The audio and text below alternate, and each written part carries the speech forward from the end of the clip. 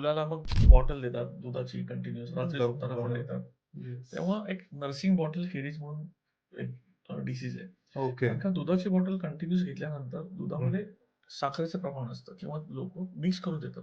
हां, हां. ते साखर शुगर अटॅक्स त्याच्यामध्ये ॲसिड असतं त्यात अटॅक्स युअर टीथ हां, हां, हां. आणि दात किडतात. तुम्ही ओके. सगळे लहान मुलांचे पूर्ण दात इथे किडलेले असतात. बरोबर.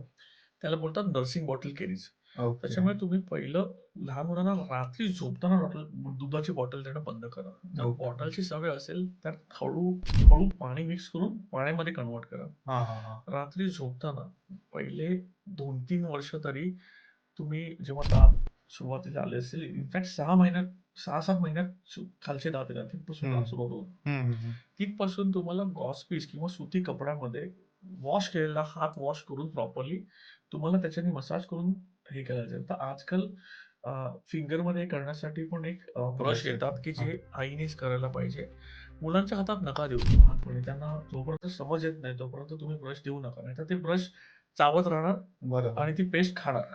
हो, हो, हो. कारण का त्यात पण शुगर असते आणि शुगर आणि मुलांचं एक कॉमन कनेक्शन आहे. त्यांना बरोबर. तुम्ही कितीही द्या आणि ती शुगरची सवय लहानपणापासूनच लागते. हां, हां, हां, हां, हां. त्याच्यामुळे तुम्ही स्वतः ब्रश करा. हां, हां, हां. ब्रश केल्यावर चूळ भरणं जरुरी आहे. म्हणजे ओके. तो फेस पण आत राहिला नाही पाहिजे त्याच्यामुळे. त्यामुळे खळखळून चूळ भरणं पण जरुरी आहे. ओके. स्वतः मुलांसमोर ब्रश कराल तर मुलांना पण त्याची सवय लागेल.